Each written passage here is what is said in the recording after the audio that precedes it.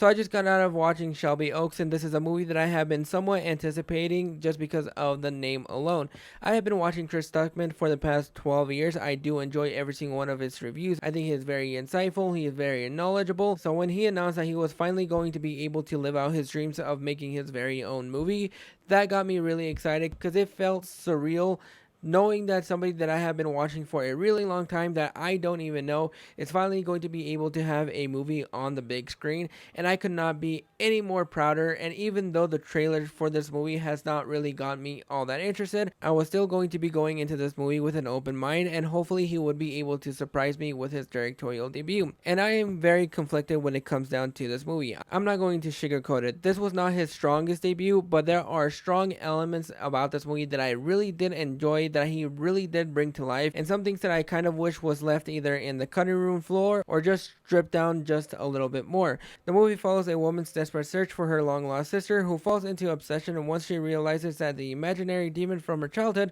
may have been real the entire time. Now, starting off with the things that I liked about the movie, he has a keen eye for directing. I think that is where his strongest suit lies when it comes down to Shelby Oaks. He is able to get the best performance out of his lead, which is played by Camille Sullivan. He knows how to lock her in when it comes down to the performance and getting that translation out of how she's supposed to be feeling, her confusion to everything that is going on and everything that is surrounding her. He is able to get the best performance out of her, and I think she is the strongest part about this movie, since we are following her for the entire movie, trying to find her long sister. And there are elements of this movie that you can definitely tell are inspired by other movies that he has really liked. Most noticeably is the Blair Witch Project. The movie opens up in a very mockumentary style, kind of giving you a bit of a backstory about who this character is and what's actually going on and all the supernatural elements surrounding this movie. He knows how to blend in the found footage elements to this movie that make it feel a little bit more surreal, to make it a little bit more engaging. It does have a very creepy atmosphere to the movie that really immediately locks you in and gets you immediately invested.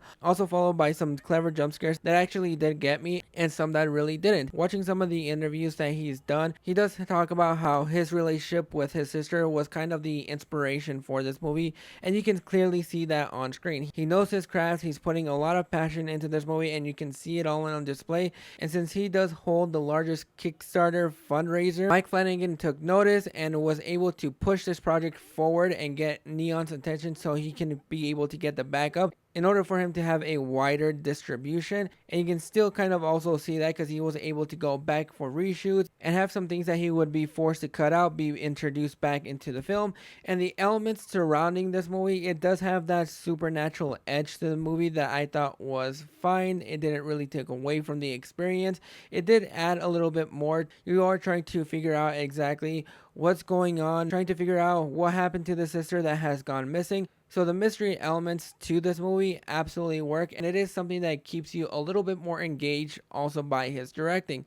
My issue with the movie is the fact that it's kind of all over the place. The first 15 to 20 minutes, I'm not gonna lie, almost had me checked out of the movie entirely, because I've seen the trailer once before going into this movie forever ago when it first dropped, and so I didn't really remember any of the context of how the movie was going to be or how it was going to be perceived. And so when we get to the first 15 to 20 minutes, it feels like it is going on forever and ever and ever, and it just felt like you could have shrunk those 15 to 20 minutes a little bit more of a opening credit montage, so you're able to get all of your facts in, but at the same time you're not really losing the audience by just dumping a lot of stuff on them for them to know exactly what this movie is supposed to be about and where this movie is going. It does start off in a mockumentary kind of style where Mia is talking to a couple of documentarians trying to get some information about her sister that's gone missing and being able to get that a little bit more widespread so people are able to find exactly where she is or to know exactly what happened to her. But it goes on forever and ever and ever, and I wasn't really sure if that's what the entire film was going to be. When we get moments of the found footage elements, I think that is what the movie should have been. It should have been in the same vein as the Blair Witch Project, where it is very found footage and you're able to follow these paranormal investigators trying to figure out what's going on, going to different places and being able to explore a lot of haunted creepiness. But once we get past those first 15-20 minutes, it really does hold your attention as to the gravity of the situation and what he is trying to convey. I do feel like the script could have been punched up a little bit more, and I think that is his weak spot when it comes down to filmmaking. I do think that he is a great visual director. I think a lot of the cinematography for this movie is beautiful and breathtaking, and it does invite you in. It's just some of the dialogue in this movie that I just was not able to vibe with or really get on board with, because it does feel like it's trying to go all over the place. There are different ideas in here that he is trying to incorporate to make a very cohesive and very entertaining movie. And you can see where the greatness is when it comes down to those ideas. I just don't think they were fleshed out as well as they should have been, even though it does get your attention and it really does invite you into this world, and it does really pull you in when it comes down to his style and what he is trying to convey. It is a very slow moving, and I am somebody that loves my 90-minute movies, but this 90-minute movie just felt like it was never ending, and I'm not sure how much of that has to do with the fact that this movie is really slow moving. It's a really slow burn to get that atmospheric tone and just get you pulled in and get you invested every step of the way. It's just the fact that those first 15 to 20 minutes does really lose you, because it's trying to do so many things by giving you so much information that should have been cut down to at least into a 3-minute opening montage, and then springboard off of that and just roll with it. Because I think after those 15 to 20 minutes, that's when the movie really starts to begin, and those first 15 to 20 minutes feel like an epilogue that should have just been released on YouTube. And that way you are able to go into this movie with some more context, a little bit more clues, and make it a little bit more of a short film. This was just really slow moving, and there were so many parts, I'm not gonna lie, and I really hate the fact that I'm wanting to say this. There were so many parts where I was contemplating whether or not I should have walked out. It is very slow moving, and it's really hard for this movie to keep your attention with just its beautiful visual styles and what it's trying to do.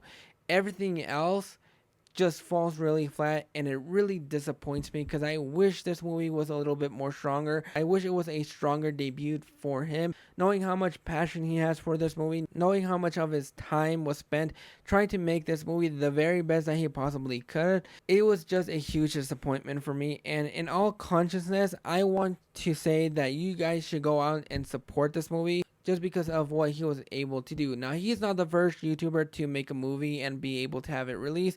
The Rocker brothers, who directed Talk to Me and Bring Her Back, they were the first ones that I knew of, but I've never seen any other content, so those movies really didn't have that much weight to me.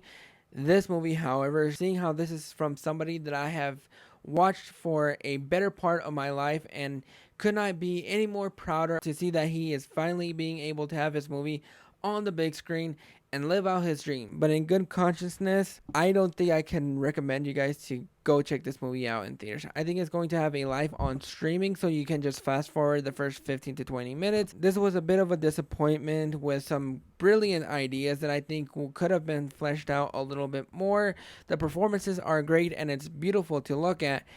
I just wish the script was a little bit more punched up, and I kind of wish he was able to stray with one singular idea instead of mixing a lot of different ideas in here, make it a little bit more incoherent, just a slog to get through. But those are my thoughts on Shelby Oaks. Have you guys seen this movie, or are you even remotely interested in this film? Go ahead and drop thoughts in the comments below, and we'll catch you guys for the next video.